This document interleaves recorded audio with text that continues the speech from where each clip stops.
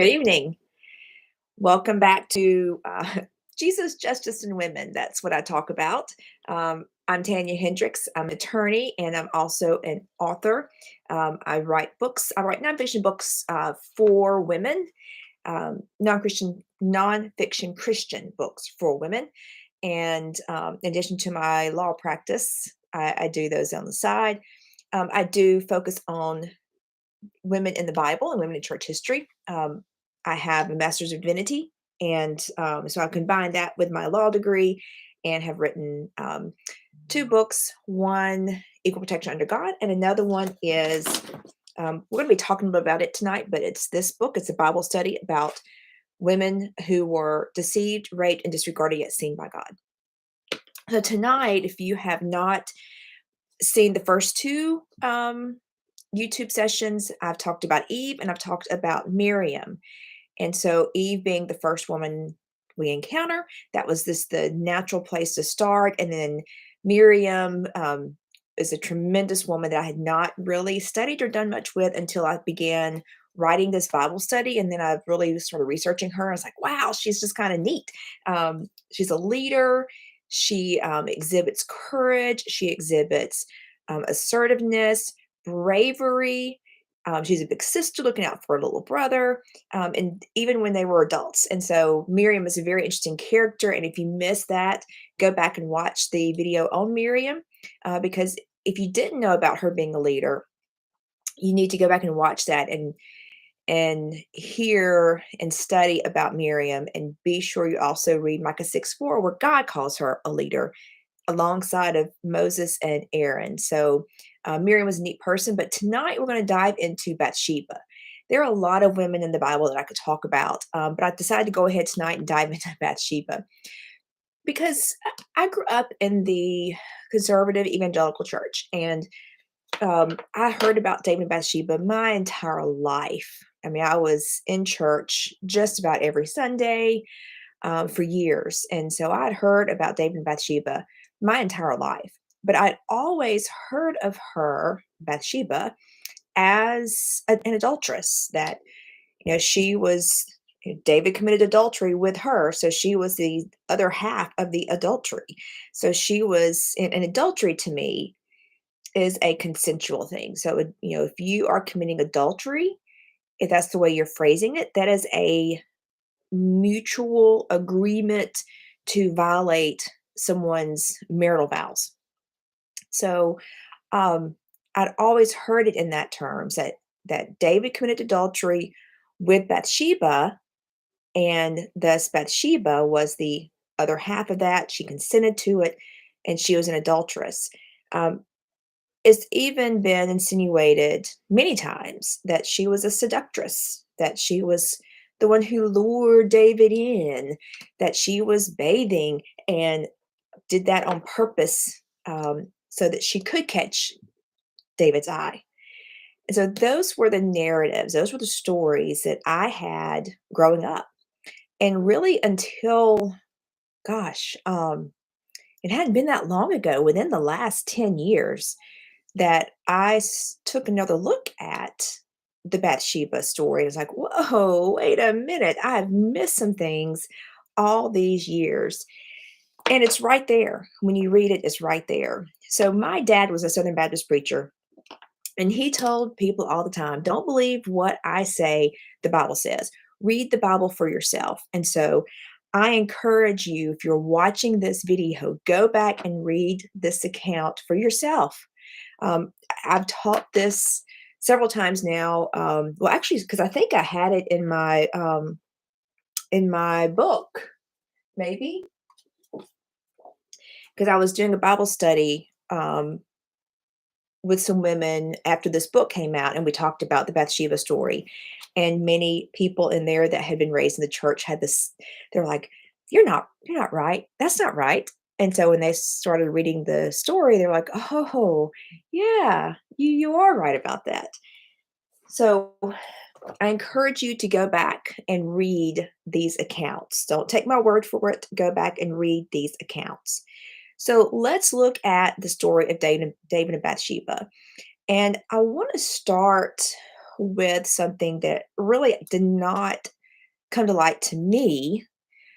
I didn't realize this until I was researching this Bible study, and that is that. So let me back up. You may not be familiar with the story of David and Bathsheba. So let me start from there because I don't want to make an assumption that you're watching this and know exactly what I'm talking about. So David was a king in Israel. So way back, way back. We call it the Old Testament, that David was a king of Israel. And God called him a man after his own heart. So he was a righteous person. He was a warrior. He overcame some large animals, but he also, if you ever heard of David and Goliath, this same David. So he took out a big giant of a man with a slingshot and a stone, and when he was just a kid.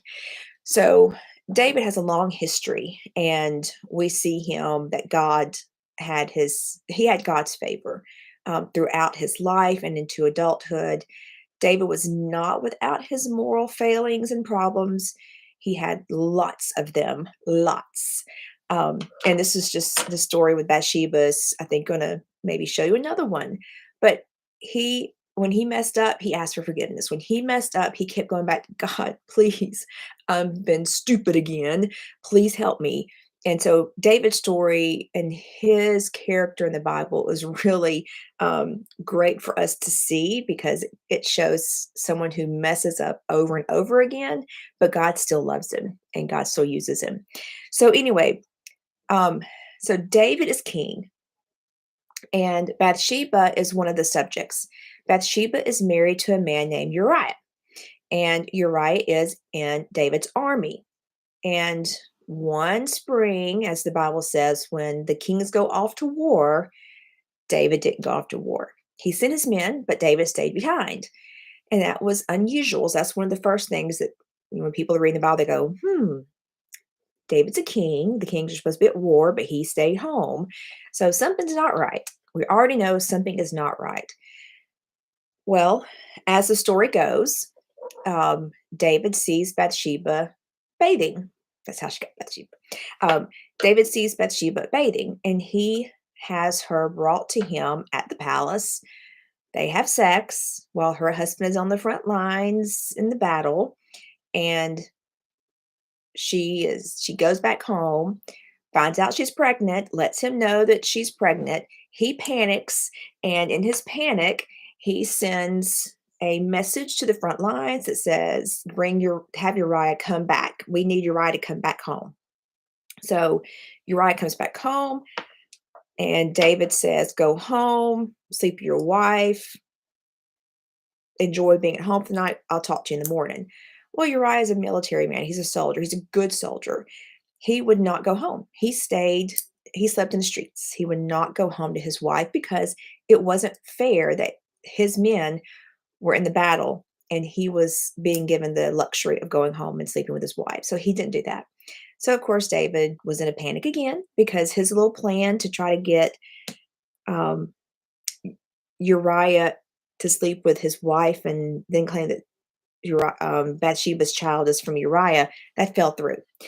So, since that fell through, David sent a message through Uriah. I mean, Uriah was the actual messenger carrying the message to the front lines that said, put him in the front lines, which meant he would get killed. So they wanted him in the heat of the battle where he would get killed. And that way he is eliminated. He's out of the picture, and Bathsheba can become David's wife. Nobody knows what happened. Nobody is aware that he got Bathsheba pregnant. So he did that. And he thought, and Uriah died, so he thought the problems were solved. Uriah died, Bathsheba went through the period of mourning, and then David brought her into the castle to be his wife. He thought, end of story. Well, that's not the end of the story. There was a prophet who came along and called David on what he did. And we will get into that because that is part of how my eyes were open as to what was really going on in this story. Okay, so that's the backdrop. That is the overall view of the David and Bathsheba story. So let's get down to the nitty gritty of it. First of all, I mentioned that Uriah was a soldier. So David had a band of 30 men. And I say band because this was his inner circle of military men. These were his best soldiers. These were the men that he would have fought along with, that would have been in his inner circle. Bathsheba's father was one of those, as was Uriah. So David knew Bathsheba's husband, would have fought alongside of him, and would have known him um, intimately, as far as being there in the trenches when they're out at war. And if you want to check me on this, let me give you that reference if I can find it now.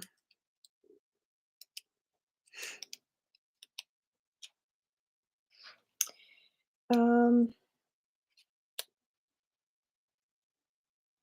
I should have looked at this sooner and gotten this actual. Well, I can't get my hands on it right away. It is not where you would think it would be. So anyway, let me move on. So Uriah was part of the 30, which was David's most important men. Where is that? Now it's going to bug me. Well, I can't find it right away. Um, 2 Samuel, here it is. 2 Samuel 23. So 2 Samuel 23:34 and 23:39. That's where it lists that um, Uriah and Bathsheba's father were both part of David's inner circle. There were 30 men. So he would have known them. So that's number one. David would have known, he wouldn't have known Bathsheba, but he would have known Uriah. And in fact, when David sees Bathsheba and he says, "Who is that woman?" One of the people says, "Well, that's Uriah's wife." And so that's why there's that real kind of, you know, eh, unless you know that they've got a history, I mean, when I just read it, I didn't catch when just reading it that there was a history there, that it was a familiar name. But it would have been a very familiar name to David. Oh, that's Uriah's wife. You know Uriah. So, so that's number one, that David knew Uriah. Now, here's the thing, though, that a lot of people kind of gloss over in this story. This is the first thing that people kind of gloss over in the story. So in 2 Samuel, and the story of David and Bathsheba, it's in 2 Samuel, verse 11, or chapter 11. And it says, I've already said this, in the spring at the time when kings go off to war, David sent Joab out with the king's men and the whole Israelite army. So David sent the people out, so he sent the army out. So then in verse 2, one evening, David got up from his bed and walked around on the roof of the palace. From the roof, he saw a woman bathing. Okay, this is what gets glossed over a lot, and a lot of people have this misconception. And in fact, when I was teaching this just a few years ago, I asked and I made them read this verse out loud. And then I said, "Well, who was on the roof?" And somebody just automatically, someone that grew up in the church, automatically started saying Bathsheba. But as she was saying those words, she stopped and she was like, David was the one on the roof. And so those of us who grew up in the church and had this narrative that Bathsheba was an adulteress, we've often gotten this wrong. We've often thought that it was Bathsheba on her roof bathing, but that is not what the Bible says. And so go back and read 2 Samuel 11:2. It was David who was walking around on his roof, and he sees Bathsheba bathing. Now, you got to remember, this is ancient times. They don't have indoor showers, indoor plumbing. I mean, we don't have a house like we do. So with her bathing, I mean, she wasn't out in the street, but she was in the privacy of her yard and privacy of her place, was not expecting. It was the evening time. So it was um, one evening. The verse says one evening. So it was evening time even. And David's up there where he shouldn't have been. And he was looking around and he saw Bathsheba. So that's the second thing is read that verse. And it's David who is on the roof. Now, you also have to understand when you read through this account in 2 Samuel 11, something else stands out. And you go down to verse 4, 2 Samuel 11:4. Then David sent messengers to get her. She came to him, he slept with her. Parentheses. She had purified herself from her uncleanness. Why does that matter? Why is that in there that she had purified herself from her uncleanness? So there was a matter of when a woman had her menstrual cycle, when she had her period, she was not clean. She was determined and declared unclean for religious purposes. And so she would have had to go through a purification, cleaning after her period is over. So that's what she was doing here. She was complying with her religious laws and what her religion required of her to do. So not only was she not out there going, "Woohoo, David, look at me," she was doing what the religious law required of her, what her faith required of her to do. So here we are. We've already 2 times have seen that what we were, at least for me, taught and what was insinuated through the years is not right. It's not according to scripture. So she was complying with her religious laws. She wasn't out there trying to get attention. She was complying with her religious laws, and David sent for her. So here's where it gets interesting. When David sees her, he sends his messengers to take her. Now, the Old Testament, what we call the Old Testament, was written in either Hebrew or Aramaic, sorry.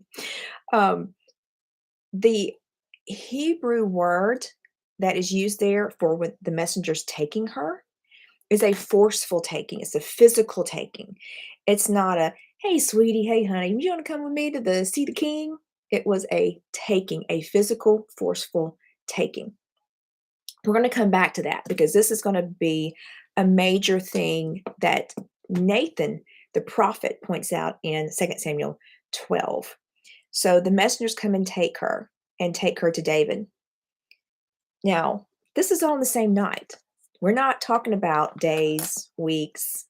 We're not talking, there's no courtship here. There's no dating. There's no whining and dining.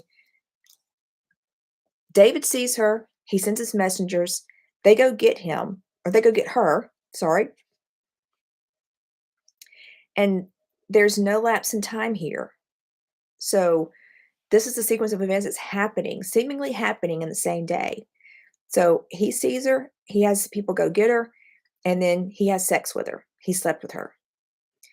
Then she went back home. The woman conceived and sent word to David saying, "I am pregnant." Now, obviously, there's some time there. You don't know immediately that you're pregnant. But we have no lapse in time from when David sees her, has her brought to him, has sex with her, and sends her back home. So let's break this down a little bit. Just this section in 2 Samuel 11, 4 and 5. So David has sent for her. The verb there is a physical taking, where the messengers took her, and then gets her to the palace, and he has sex with her.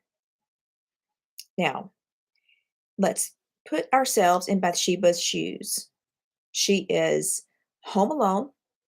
Her husband is at war, and the king's man has just knocked on her door and said, whatever, we're taking you to the king. The king wants to see you. Maybe she went willingly. Maybe she was thinking her husband's at war. Is the king about to tell me that my husband is dead? The king knows my husband. The king knows him, that he's part of the king's men, 30 men. So is he bringing me to the palace to tell me that my husband is dead? I mean, there could have been any number of things going through her head, wondering why she's being taken to the king. But even if she knew that David wanted to have sex with her, could she say no? When she got to the palace and she figured out what was going on, could she say no? At a time where women weren't even counted as property or were looked at as property, they had no rights. Really? Now, we will see that um, God is the great liberator of women, and he did elevate women throughout the Bible. But the culture at the time was that women didn't have much of a status at all. So she certainly could not have said no to the king. And even if she had screamed and yelled and kicked, who would have come to her aid? Who would have helped her? She's in the palace. Those are the king's men. Those are the king's servants. Nobody's going to come to Bathsheba's aid. So could she say no? Now, I realize I am imposing some of our current values on the story from ancient times, but consent's consent, whether it's in 2023 or before Christ, way before Christ, when this happened.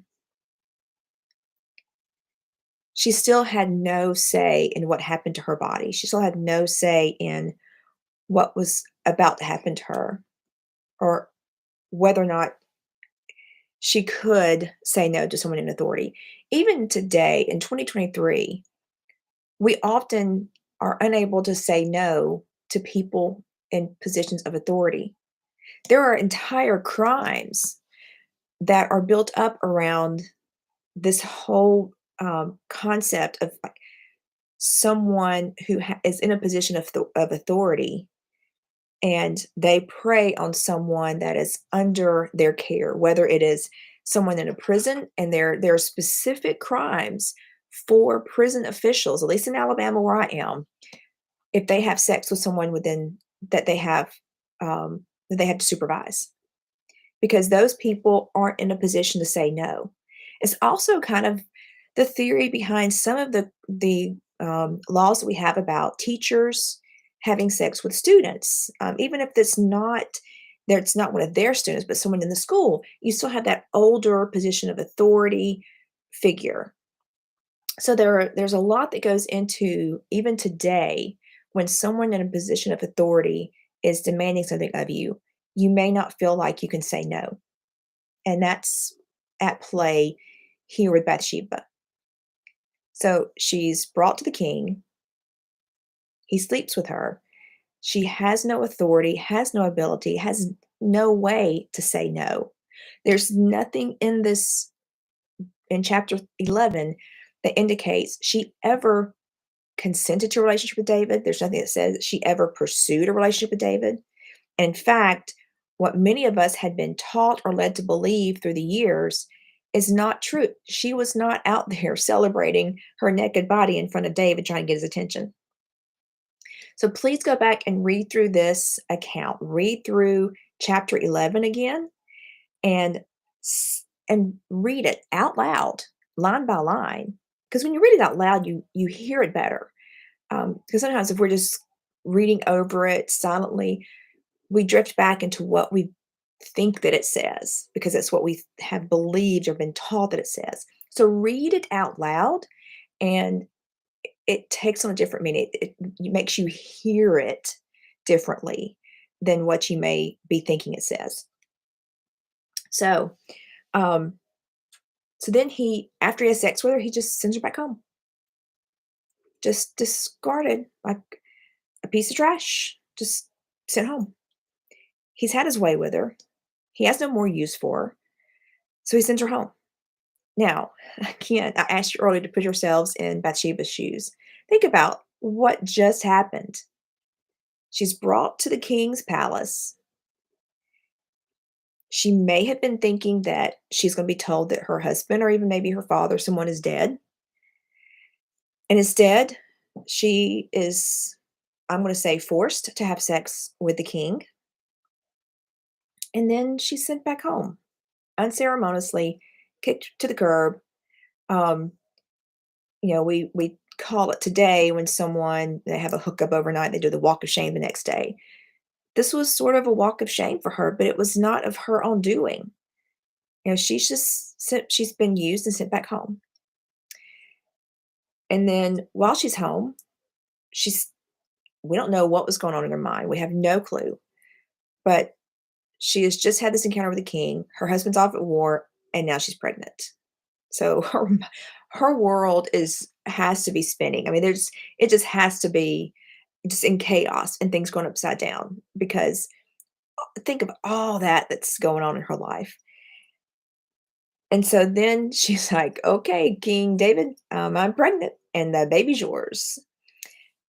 And that's where we're going to stop for this evening. I've already told you kind of the rest of the story as to how um, David would try to deal with it. So, just again, you can read the account in 2 Samuel 11.